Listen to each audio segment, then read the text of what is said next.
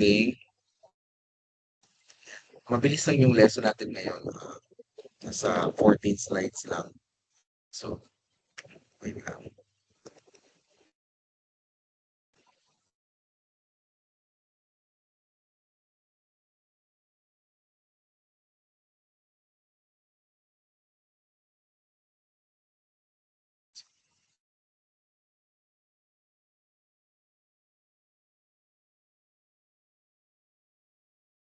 You see it, the slides.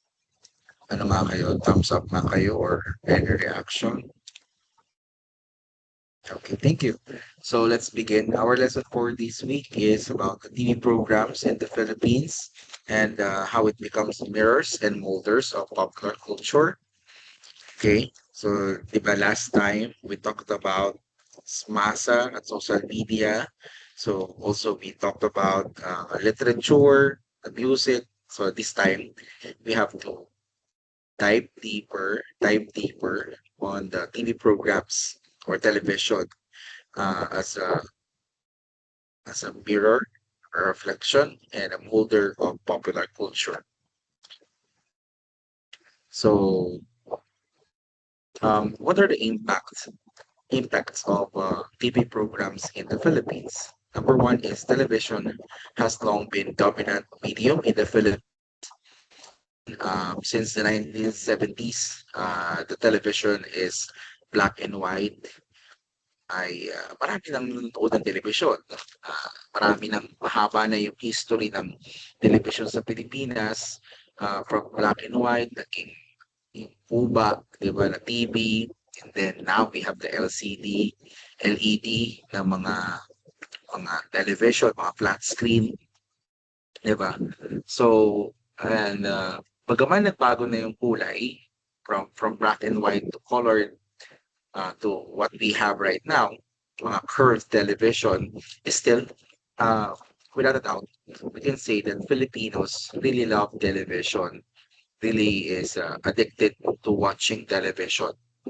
And then it also, because of the addiction or the frequent uh, viewership natin through television, it shapes our national consciousness, yung kamalayan ng mga Pilipino. Kamalayan, ibig sabihin yung mga nangyayari, yung kamalayan nila sa mga nangyayari, mga nagaganap, mga usapin sa Pilipinas ay natututunan nila o nakukuha nila sa telebisyon. And then it also reflecting the values, ano yung mahalaga, ano ba yung sense of value natin, ano ba yung mahalaga, mahalaga ba yung pamilya, mahalaga yung pera, mahalaga yung maraming bagay, diba? Yung our sense of value, nakuha natin yan through television, diba? Kakapanood natin ng television, um, we point happiness with money, diba? Kaya nga nagtatrabaho tayo because we wanted happiness kapag sumasahod tayo, 'di ba? Gano'n yung idea. And saan natin natutunan 'yon? Natutunan natin 'yon because of television. Also with aspirations, yung mga pinapangarap natin, 'di ba? Kayo ba nung nanonood kayo ng telebisyon, 'di ba? May mga nakikita kayong mga artista, 'di ba? Meron kayong iniidolo, 'di ba? Pinapangarap na maging, 'di ba? Maging paglaki ko, kumanta na ako, pag-graduate ko, ganito, magiging ganyan ako, 'di ba? So ako, me myself, um, when I was in elementary, yung pinangarap ko maging reporter dahil sa panonood ko ng telebisyon, no? Dahil sa panonood ko kay Mike Enriquez, I dream to become a reporter, di ba? Kaya ako nag-broadcasting ng Pasko. And siguro probably among you, merong gano'n na pinangarap or nangangarap na maging matagumpay, di ba? At saan natin nakuha, nakita yung mga figures ng mga matagumpay na tao sa telebisyon. And of course, lastly, everyday realities of Filipinos, yung katotohanan ng mga nangyayari sa Pilipinas at sa mga Pilipino, saan tayo nagiging updated, saang pamamaraan tayo nagiging updated is because of the television, di ba? Could you imagine, di ba, manood ka ng 24 oras and then um, manood ka ng 24 oras, yung 1.5 hour or 1 hour na news program yun na raw yung nangyari sa buong Pilipinas, 'di ba? Parang 'di ba parang hindi ka panipaniwala, but we've been contented to what we see in television, nase-settle na tayo. Pag nanood ka ng 24 oras, pagkatapos ng 24 oras, okay ka na. Okay na yun. Whatever I learned, whatever I watch through 24 oras, I will accept na yun yung nangyari. Diba?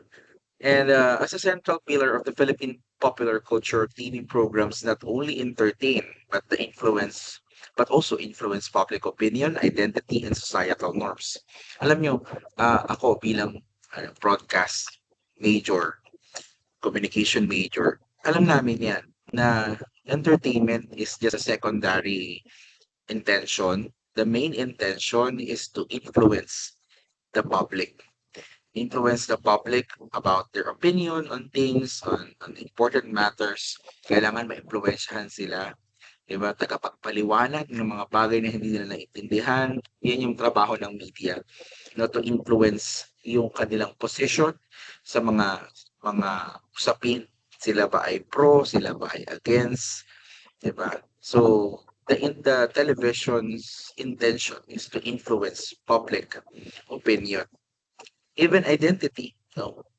Yung pagkakakilanlan natin, how do we know ourselves, yung identity natin ay ipinabase rin natin sa telebisyon at kumbaga sa panonood natin ng telebisyon, hinahanap natin yung ating puwang o yung ating kung sino tayo no, sa lipunang ito. Diba? Ganun yung nangyayari. So, we try to put ourselves into the position by understanding the situation brought about or discussed by the television. Halimbawa, may nangyaring sakuna, 'di ba? May nangyaring sakuna. Sasabihin ng telebisyon, o sa mga gusto pong magbigay ng tulong para sa mga nas na biktima ng kalamidad, 'di ba? So ngayon, pag nanonood ka nun, iisipin mo, teka, pwede ba akong makasali doon, 'no? Puwede yung identity ko ba, ano ako? Ano yung aking identity in this situation, in this time of calamity? Ano yung identity ko, 'di ba? So, na-gets ninyo yung sinasabi ko, 'di ba? Sa panonood mo sa telebisyon, nakakakita ka ng puwang na sa tingin mo ay puwedeng doon mo mailagay yung sarili. And lastly, the societal norms. Yan, we learn the societal norms through television. Ano yung katanggap-tanggap, ah, ano yung pwede, ano yung bawal, ano yung gusto ng marami. Natututunan natin yan sa telebisyon, no? Sa panonood natin ng telebisyon. Parang halimbawa, yung ating kulay, di ba? Uh, if you are, if you're kayumanggi, medyo panood ka ng telebisyon, medyo makapangyarihan yung mga mapuputi. Makikita mo, mapapanood mo, ay, maputi yung karakter. So, gusto ko rin pumuti para ma-accept din ako, di ba? So, that's the societal norms na nakikita mo na mas tinatanggap, kinikilingan ng lipunang ito yung mga mapuputi. Kaya ikaw, ginagawa mo, nagpapaputi ka ng balat mo, di ba? Nagpapapayasog ka. Kasi in hopes na kapag pumuti ka, matatanggap ka rin or you'll be accepted just like what the characters are in the television or soap operas that you watch in the television. Okay pa kayo? Naintindihan ninyo? Nakasunod? React nga kayo dyan.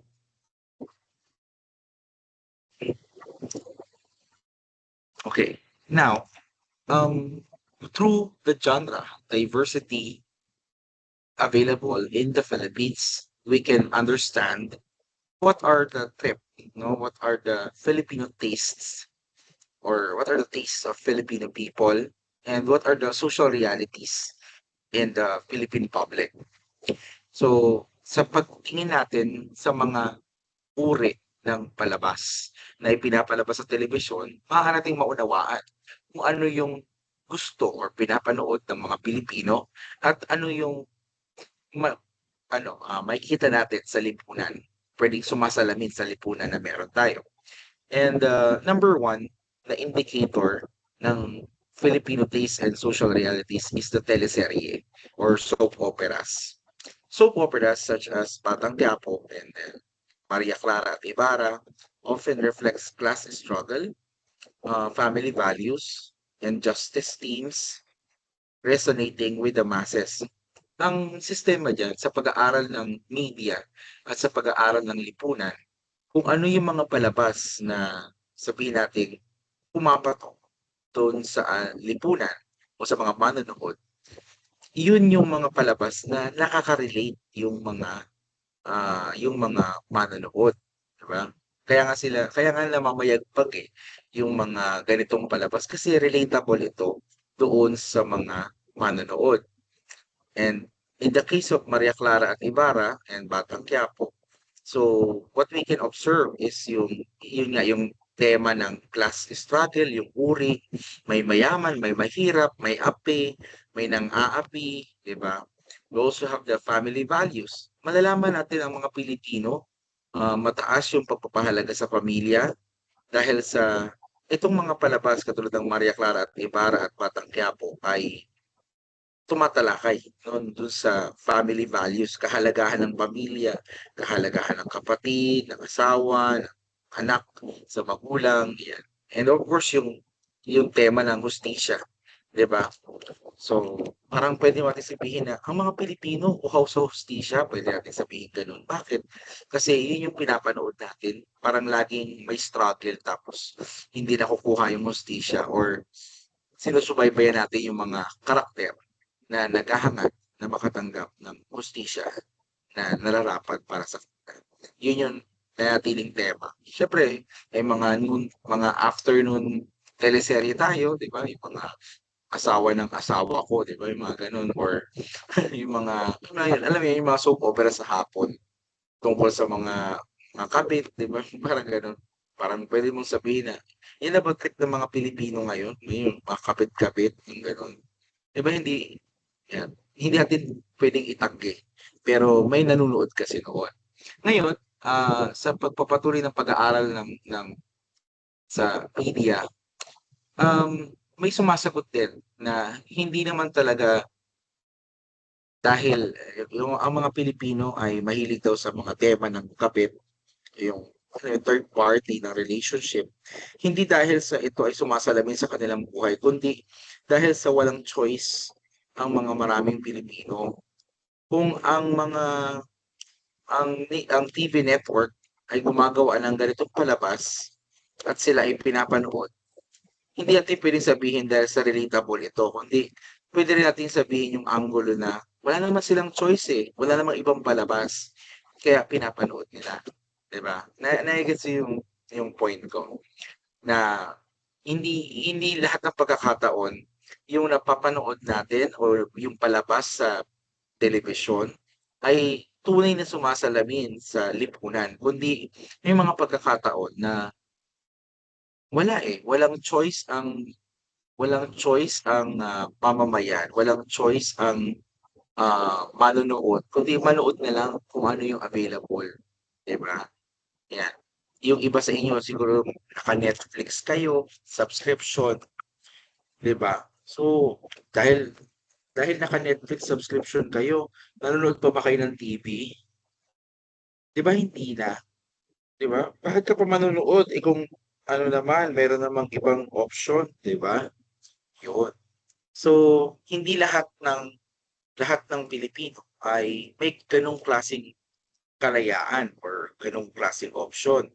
Wala silang Netflix kaya ayaw man nila ng kanilang napapanood or ayaw man nila ng mga palabas na available sa telebisyon, wala silang choice kundi manood or panoorin na lamang kung ano yung nasa telebisyon. Okay? Nakakasunod pa kayo? React naman kayo, yan. Para di naman masayang yung react button ng cellphone ninyo, di ba? Of course, hindi mawawala sa telebisyong Pilipino yung mga variety shows, di ba? Pagtanghali, we have Eat Bulaga, meron tayong Eat Showtime, kapag linggo, meron kang ASAP, meron kang all-time, all-out Sunday ba yun yung sa GMA, di ba? So, ayan. We also have yung mga morning shows, di ba? Ayan, yung Unang Hirit, Umagang Kay Ganda, ayan. Hindi mawawala yan sa atin because Filipinos are um, love humor, no? Music, and community participation. Yan din yung laman ng mga variety show na ito, no? Mga katatawanan, entertainment, tugtugan, sayawan, yan, community participation, di ba? Yung sa Itbulaga, yung sugod bahay, di ba? So, yan yung mga typical content ng mga variety shows kasi hinahanap din ng tao. And ako doon, it targets specific audiences. For example, the variety shows like Itbulaga and It's Showtime, given that their schedule or their programming schedules them during noontime, di ba, 11:30 ng tanghali hanggang 3:00 ng hapon ata or 2:00, di ba? Bakit nandoon sila? Ano ang meron sa oras na yon? 'Di ba? So, sino ang mga manonood ng gano'ng oras? Puwede natin sabihin na mga nanay, 'di ba? Mga nanay na nagpapahinga na, 'di ba? Yung 11:30 na 'yan probably yung mga anak nila naipadala na nila sa eskuwelahan, 'di ba? Naihatid na nila sa eskuwelahan, nakapagluto na rin sila ng pananghalian, baka nakakain na rin sila, napabaon na nila, yung asawa nila nasa trabaho na, 'di ba? Pahinga na sila. So, habang nagpapahinga sila, nanonood sila ng mga ganitong palabas ng Itbulaga o kaya ng It's Showtime. Paano natin nasasabi na nanay or mga nanay ang manonood ng Itbulaga at It's Showtime? It's because of the products or brands that are being advertised on these programs. Halimbawa, sa Itbulaga dati, di ba meron tayong Pure Gold, meron tayong Hanabishi Appliances, meron tayong Coca-Cola, yan. Anong meron do'n? 'Di ba pangnanay 'yun, 'di ba? Napansin niyo ba, sino ang nagdedesisyon kung saan tayo mamimili ng grocery? Tatay ba? Hindi, nanay, 'di ba? Sino ang nagdedesisyon kung anong appliances, anong brand ng appliances ang bibilhin natin? Yung tatay ba? Hindi, 'di ba? Nanay. And yung Coca-Cola halimbawa, yung Coca-Cola, sino bang nagdedesisyon kung bibili kayo ng Coca-Cola? 'Di ba? Yung tatay ba? Sabihin ng tatay, "O anak, bumili ka dun." Hindi, may approval dapat ng nanay yan. Kaya ang ginagawa, they are being the target market ng mga brands sa pamamagitan ng mga variety shows sa tanghali. Ayun. Kahit yung pang-umaga, yung Unang Hirit, 'di ba? May Ganda pa, puro yan pang nanay. Mars, 'di ba? Nai naalala niyo ba yun, yung Mars? Mars Camille, 'di ba? Yun. Okey pa kayo? Okay. This time, let's move to the another variation of program or type of program exists in the Philippines, news and current affairs programs. So, hindi pwede kulang ang telebisyon pag walang balita. Kaya tayo nanonood ng balita kasi kaya tayo nanonood ng telebisyon kasi may balita sa telebisyon. There are two distinction. Pag sinabing news and current affairs, ito yung mga programa na typically um, provides the news and developing news. No? Pagka balitaan lang, it's news and current affairs. Halimbawa, saksi, pandila, di ba? So, ito, news and current affairs program. Bakit? Kasi nagbabalita sila o kung halimbawa may nangyayaring developing news, ipinabalita doon. Ngayon, yung 24 oras at TV Patrol, they are not really news and current affairs. In broadcast media, we call them as news and public affairs. No, may public affairs. Pag yung programa ay may lingkod sa tao, paglilingkod sa tao, halimbawa sa GMA, yung 24 oras, meron siyang kapusong 'di ba? Meron siyang Chika Minute at meron siyang Kuya Kim ano na. These segments are pampubliko. They educate public, 'di ba? They caters sa news that are relevant or sabihin natin na entertaining to the public. Kaya siya tinatawag na public affairs. Pagka is news lang, puro balita lang, news and current affairs, kapag merong part na paglilingkod sa bayan or paglilingkod sa mga tao manonood, we call it news and public affairs. So this news program and news program, public affairs program, help the public shape their discourses. Yung pakikipag-usap nila ng publiko ay iniimpluwensyahan ng mga programang ito, di ba? We are interested in listening or watching television news program para kapag nakipagkwentuhan tayo, hindi tayo nahuhuli sa balita. Di ba? Meron tayong paraha na nilalabas, di ba? Kapag nakikipag-usap tayo, bakit? Ba't meron kang paraha? Ba't meron kang information? Because you watch these programs. Nanood ka kasi ng balita, di ba? Naintindihan ninyo, di ba? Kung lilinawin niyo na maigi, kung titingnan niyo sa sarili ninyo, ba't na ba kayo nanonood ng balita? Di ba? Para hindi kayo mahuli sa balita. Eh, ba't mahuhuli sa balita? May karera ba? Hindi. Sa pag-uusap ninyo socially or in your personal level, yung kausap ninyo kaibigan ninyo, kausap ninyo kainuman ninyo, kausap ninyo yung mga barkada ninyo, 'di ba? Kailangan meron kang naiihain doon sa usapan. Eh, kung hindi ka nanonood ng balita, paano ka nga makakapagbigay ng information, 'di ba? So ngayon ikaw, nafo-force ka na manood ng balita para hindi ka mahuli sa balita at meron kang ilapat sa mga kwentuhan on a social level, personal social level. Yan. And of course, national identity. If you listen to the news, if you watch to the news, these kinds of program, you develop your national identity. Yung posisyon mo bilang mamamayan sa bansang ito. 'Di ba? Na-discover mo yon. Ikaw ba galit kay Pato de la Rosa kasi hindi siya pumapasok? That's a national identity. 'Di ba? Yun yung posisyon mo eh. Yun yung napili mong posisyon maging against sa isang senador na hindi pumapasok. 'Di ba? O kaya, halimbawa, pag dumarating ang eleksyon, 'di ba? Through television, we are being bombarded with their advertisement or may mga senatorial debate, for example, and then they showcase their platform through television, 'di ba? So, ngayon, nagkakaroon tayo ng national identity, national level identity.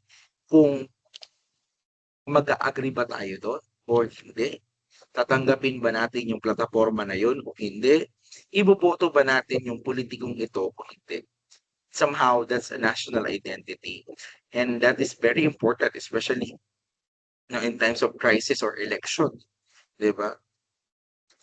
Pag mag-election, kailangan may iboto ka. Kailangan meron kang panic. Hindi pwedeng wala kang panic. Kasi pag wala kang panic, sino iboboto mo? Wala ka naman palang kinikilingan, wala ka naman palang pinapanigan, wala kang pinapaniwalaan. 'Di ba? So, yun.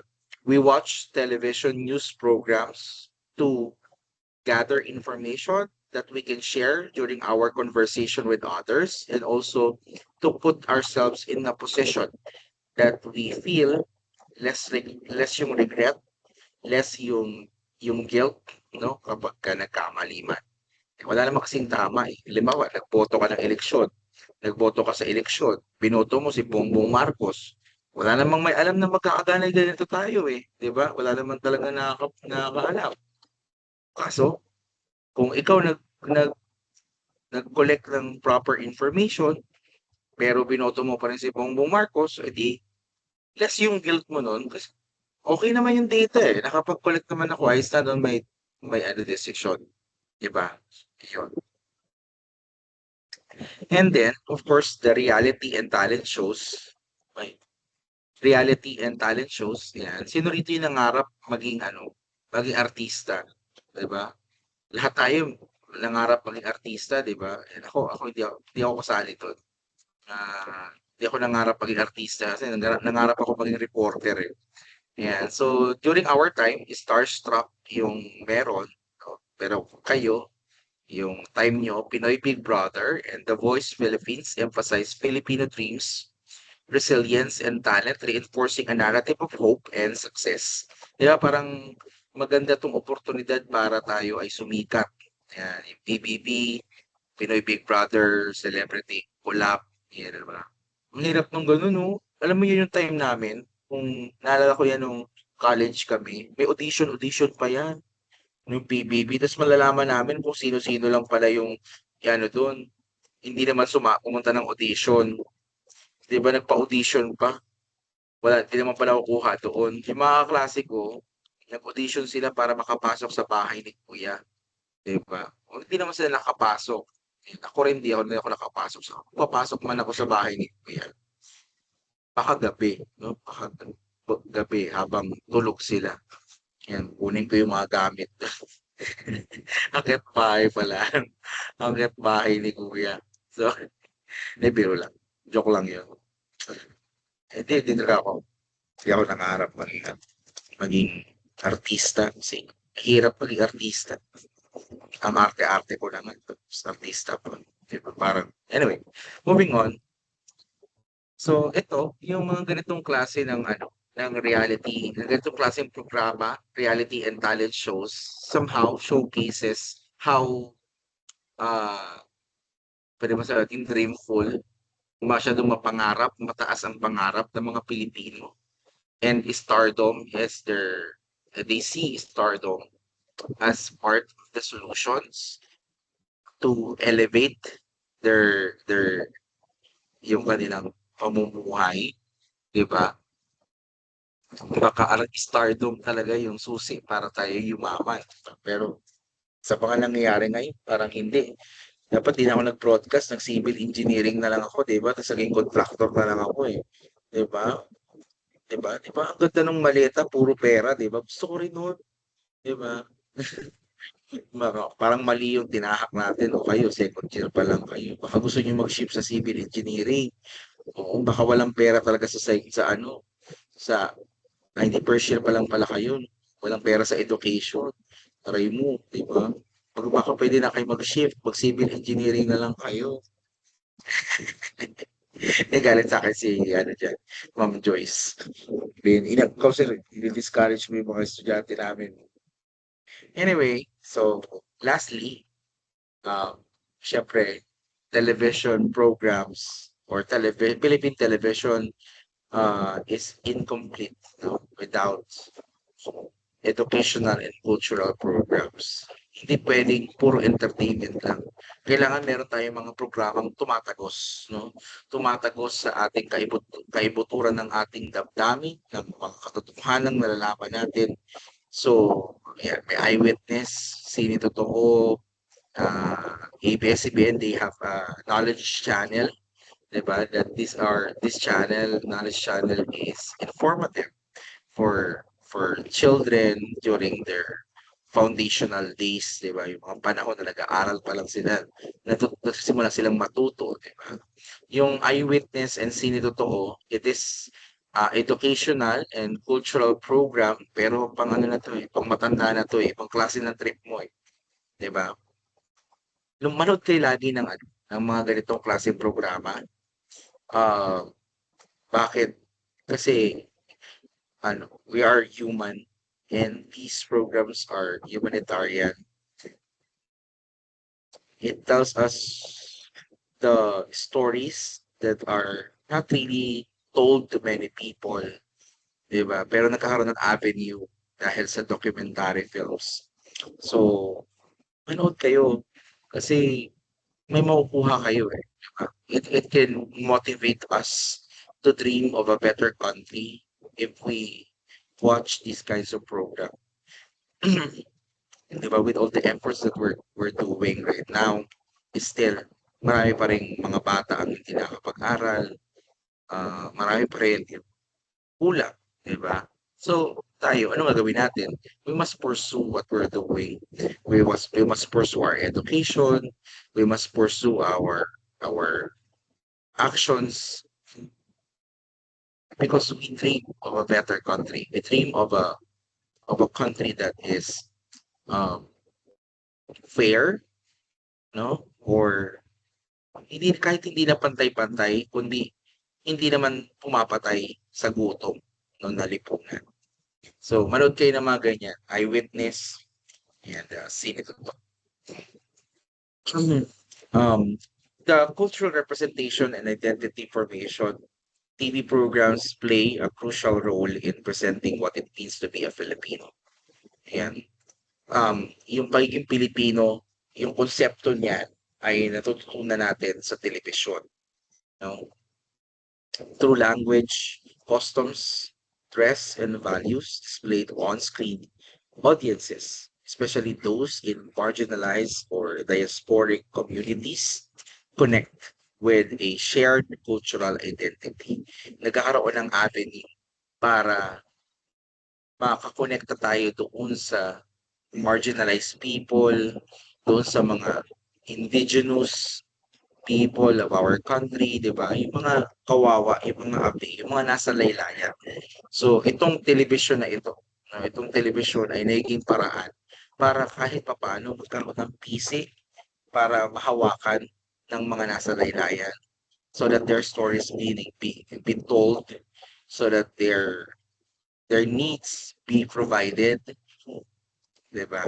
So ayun, mahalaga yung telebisyon because it provides cultural representation. Kapag hindi kasi na-represent yung kultura o yung isang grupo, halimbawa, yung mga Aita, pag hindi sila na-represent sa telebisyon, the audiences feel that they don't exist. Di ba? Wala namang Aita eh. Bakit mo nasabing walang Aita? Wala naman ako napapanood eh. 'Di ba? Totoo 'yun. It's a problem or it's an issue of representation. But luckily, there is a rise of regional programming and indigenous representation. May mga programa na tumatalakay, nagfi-feature ng mga katutubo, ng mga indigenous people, ng mga marginalized people, 'di ba? So somehow it strengthens and strengthens the cultural inclusivity na halo natin sila sa atin or naisasama sila sa atin para matulungan natin sila. Influence of media giants and digital convergence. Ito, medyo nakakalungkot man ito, pero this is the reality of the media landscape in the Philippines. There are media giants in television, Philippine television.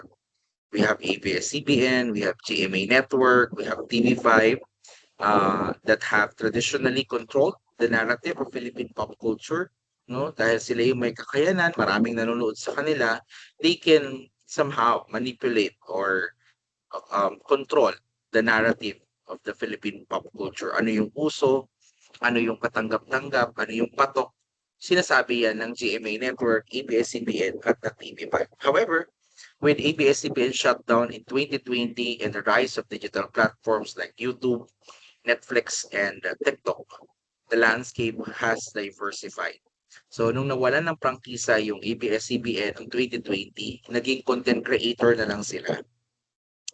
They still continue to create contents but publish it through live stream or through digital platforms like YouTube, Facebook, yan, TikTok. I don't know kung may TikTok sila, pero YouTube and Facebook, nandoon yung ABS-CBN. And just recently, I attended the Pinoy Media Congress by ABS-CBN and Philippine Association of Communication Educators. Pinag-usapan niya na, well, they have franchise right now. That's the reason kung bakit nakakapag-broadcast na sila ulit.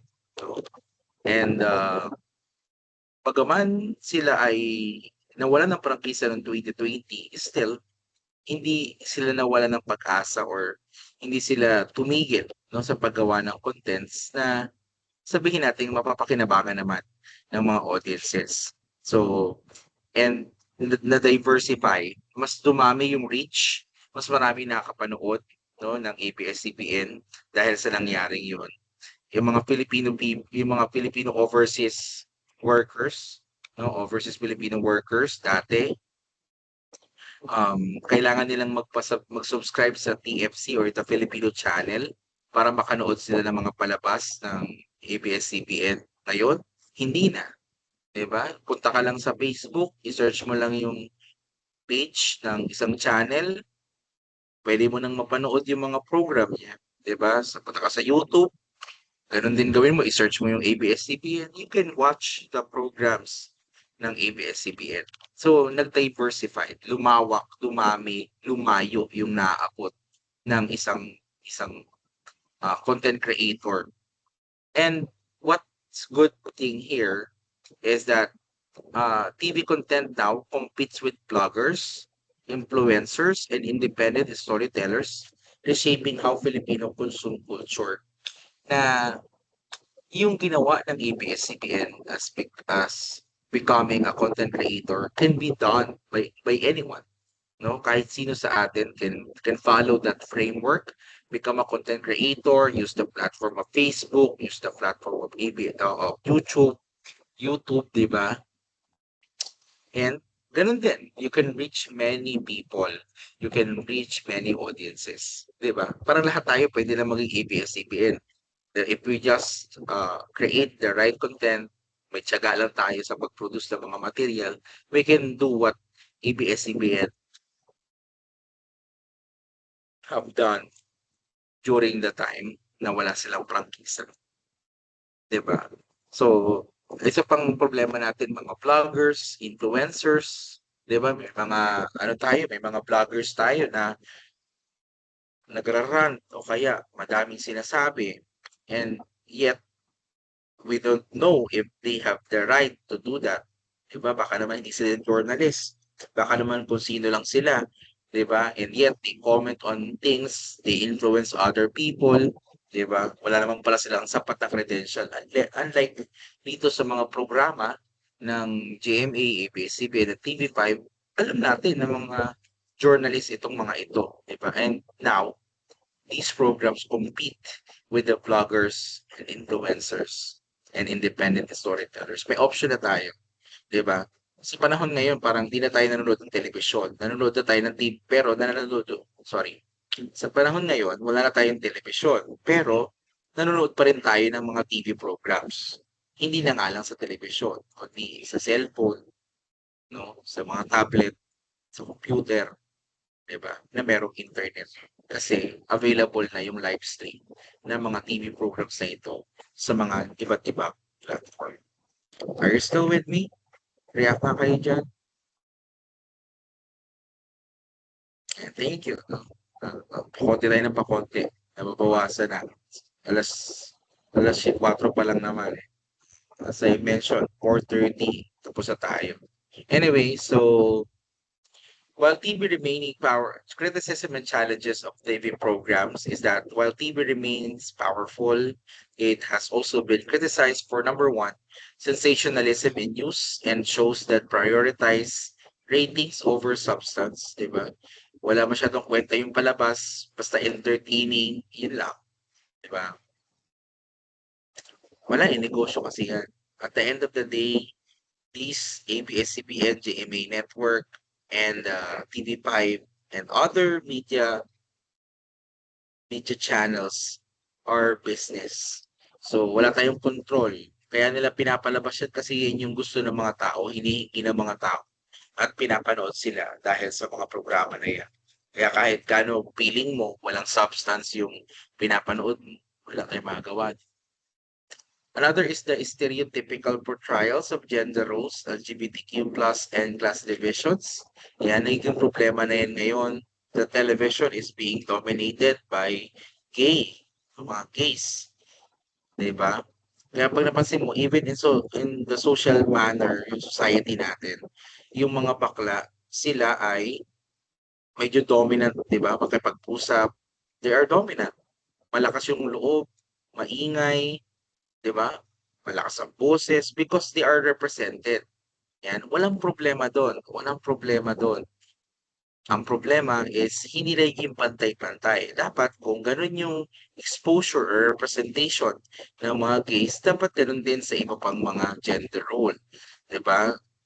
Katulad ng lesbian, 'di ba? Parang parang wala ka namang maalalang artista na lesbian, 'di ba? Bukod kay Aiza Seguera o kaya kay Charis Bembenco na Jake Cyrus na ngayon, 'di ba? Wala ka ng maalala, parang sino bang artista ang lesbian, 'di ba? Kaya even in the social level natin, yung mga lesbian, they are very difficult to ano yun, get out of their closets, 'di ba? Ayaw nilang maglumantad kasi alam mo yun, kakawawain, they will be judged, eh. They will feel na maju-judge lang naman ako pagka nag-out ako, 'di ba? Bakit? Kasi sa television walang maayos na representation yung mga tomboy, halimbawa. Ano bang tomboy ang kilala mo? Yung tomboy na may Mio, yung tomboy na naghahalo ng ice crumble, 'di ba? Eh, paano kung hindi mo naman kamukha yun, 'di ba? Paano ka makakapag-out? Tomboy ka, sige nga halo ka nga ng ice crumble, 'di ba? Isipin mo yun, mag-a-out ka lang, hinanapan ka pa ng ice crumble, 'di ba? Napakahirap. So, yeah. Also, yung stereotypical portrayals. Parang dito sa Pilipinas, kapag ka nag-out ka ng tomboy, halimbawa, parang grabe yung judge sa'yo. There was a time also na yung may sinasabi sila i-reset, 'di ba? Na, para sa akin, it's very, 'di ba, hindi maganda. 'Di ba? I-reset mo yung tomboy para maging babae, anong gagawin mo, gagahasain? Diyos ko, 'di ba? Hindi dapat ginagawang biro ang rape, hindi dapat ginagawang biro yung mga ganyang klaseng usapin, 'di ba? Eh, ano kung tomboy, pakialam mo, 'di ba? Hindi ka naman inaano niyan, eh, 'di ba? 'Pag sinuntok ka niyan saka ka makialam, pero 'pag walang ginagawa sa'yo, hayaan mo lang, gano'n talaga, 'di ba? So, nonetheless, also political bias. Napansinin niyo maingay lang tayo sa social media, pero pagdating sa TV, wala masyadong kume-question, 'di ba? Si Executive Secretary Ralph Recto, 'di ba? Sa social media binubugbog na siya 'no, "Mag-resign ka na, 'di ba? Ikaw yung tumututol sa kung ano-ano." 'Di ba? Pero sa telebisyon narinig mo ba yun? Parang wala. Walang naglalakas ng loob. Kasi si Ralph Recto malaki yung utang na loob ng mga network kay Ralph Recto tsaka kay Vilma, 'di ba? So, sa may gano'ng usapin diyan. So, political bias and media ownership issues that can distort public perception. Pinapabango yung mga pangalan, 'di ba? Si Bato de la Rosa, 'di ba?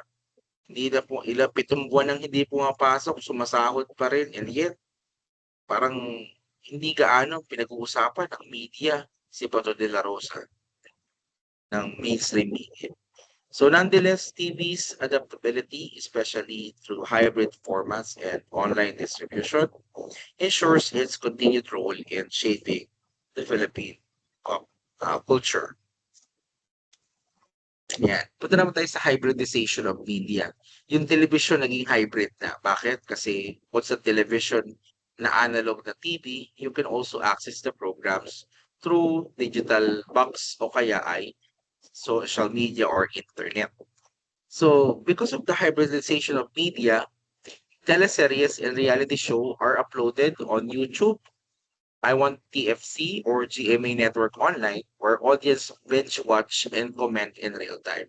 So, may choices na yung mga audiences ngayon kung ano yung papanoorin nila at kailan nila panonoorin. Nung time namin na wala pang internet, kailangan mong abangan 24 oras, 6:00 nagsisimula yan. Kailangan bago mag 6:00 nakauwi ka na para hindi ka mahuli sa balita. Ngayon, kahit anong oras ka umuwi, punta ka lang sa page nila, andoon. May recorded na kopya. Pwede mong panoorin, 'di ba? Another is the news clips and investigative reports go viral in Facebook, TikTok, and X, often generating discussions, memes, and fact-check battles. So, sa panahon ng telebisyon, kung telebisyon lamang ang media, ang fact-checking ginagawa ng journalists. But this time, anyone can do fact-checking about information. Parang sa panahon ngayon kapagka nagkamali ka ng bitaw ng impormasyon, kasalanan mo, matinding kasalanan, 'di ba? So, another is there are shows like It's Showtime and All Out Sundays include hashtags, fan interactions, and live stream behind the scenes, blending broadcast in interactive formats. This hybridization reflects the Filipino culture of community storytelling, where media consumption is not just passive viewing, but active, social, and participatory. So itong hybridization na nangyari sa media ng television is very relevant.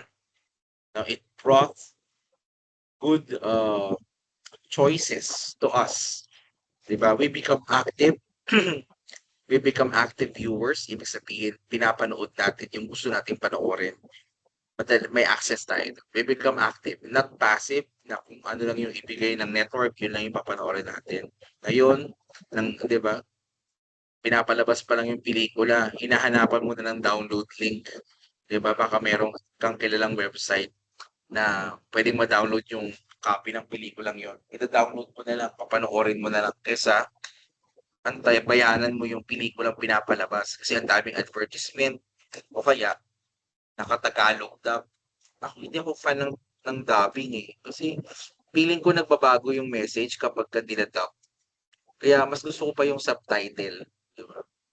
Well, especially animes.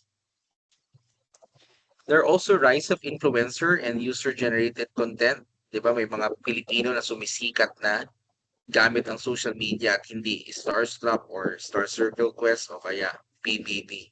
So Filipinos are among the most active social media users globally.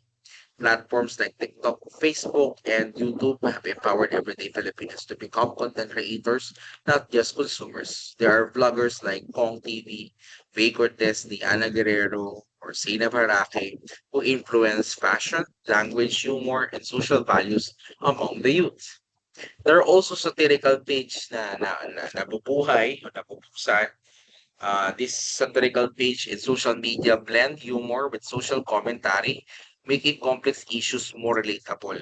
'Di ba? Yung palabas sa telebisyon, nilagay sa social media, pag nasa social media, pwede mo na itong komentan o kaya i-clipping mo, bawasan mo yung recording o yung material, kung ano na yung kailangan, 'di ba? So, pwede mong i-upload, 'di ba? So, kaya mo na ngayong gawing relatable, mas relatable yung mga issues because of its availability and time. Of course, there are micro celebrities. Ito yung mga uh, content creators na merong less than 1 million subscribers or followers. Uh, that challenges traditional TV stars by fostering intimate, authentic connection with followers and shaping cultural trends in real time. 'Di ba? Pagka yung mga TikTok, pag bumibili ka ng nag-grocery ka or namimili ka, 'di ba sa TikTok ka na bumibili. Bakit? Kasi feeling mo mas save ka kasi ginagamit sa harap. 'Di ba? Yung demonstration nasa harap mo, you get to learn more about the product, 'di ba? Unlike na mga artista.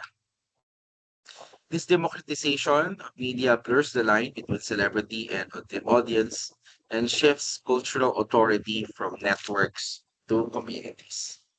And digital consumption patterns and national identity. Filipinos netizens often turn to memes, reaction videos, and TikTok trends to process national events from election to celebrity. Diba? Gumagamit tayo ng memes, reaction video, kaya may TikTok trend, TikTok trend tayo, di ba?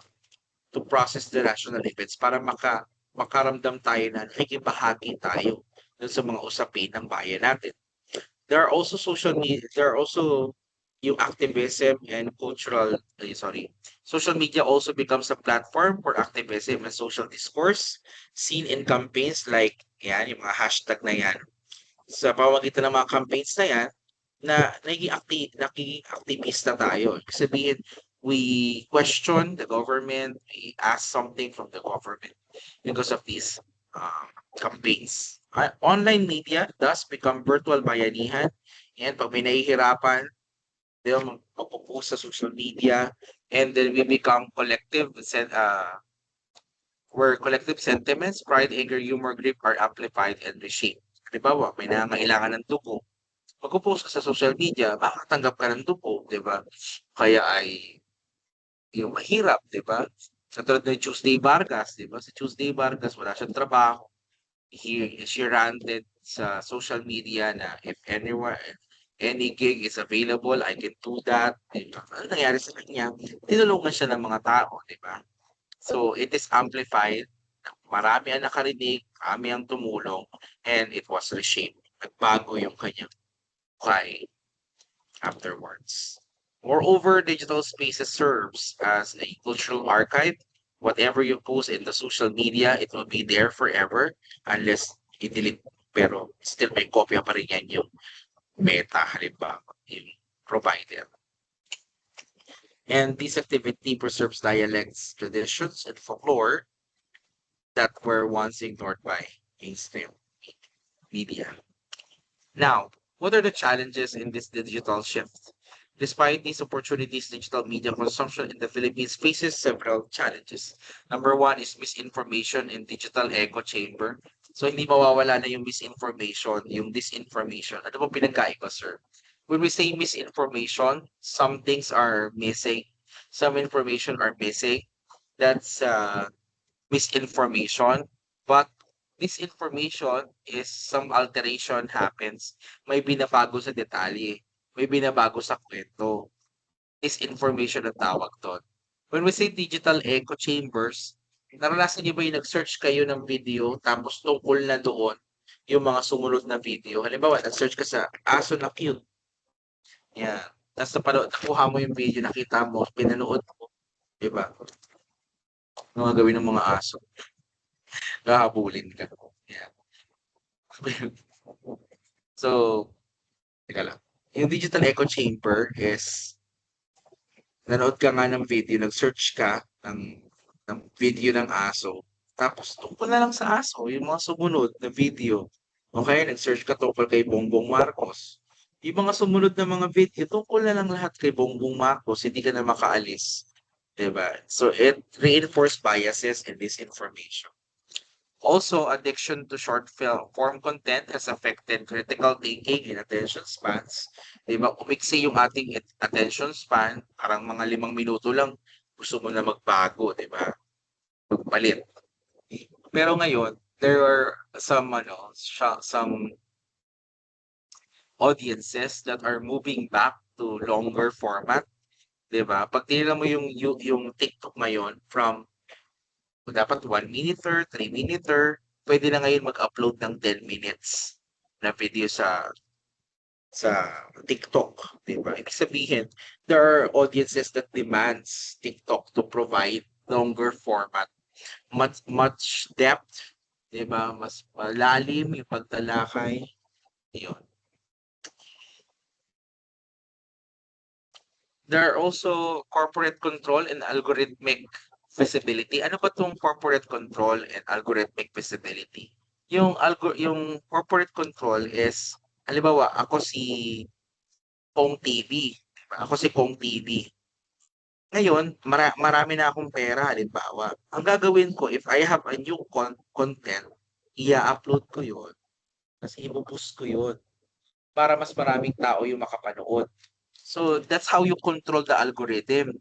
Yung virality ng isang video. Para maging viral yung isang video, i-push mo ng i-push yung video para marami makapanood.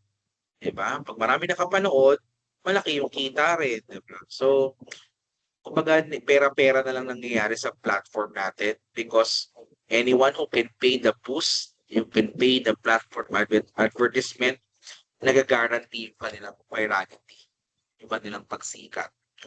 And lastly, or additionally, digital divide issues is still there are areas in our country that have slow internet, lack of access in rural areas, mean not all Filipinos experience or contribute to the digital culture equally. Hindi pantay-pantay yung contribution natin kasi yung iba sa atin walang internet, walang cellphone na magamit para sa internet, kaya walang signal dun sa area nila. So these are the problems, challenges that must be, sabihin natin, matugunan para mas maganda yung ating kinabukasan. Okay? And that's the end of the slide. And I hope you learned something today. Maraming salamat sa inyong pag-stay. I'll end the recording here.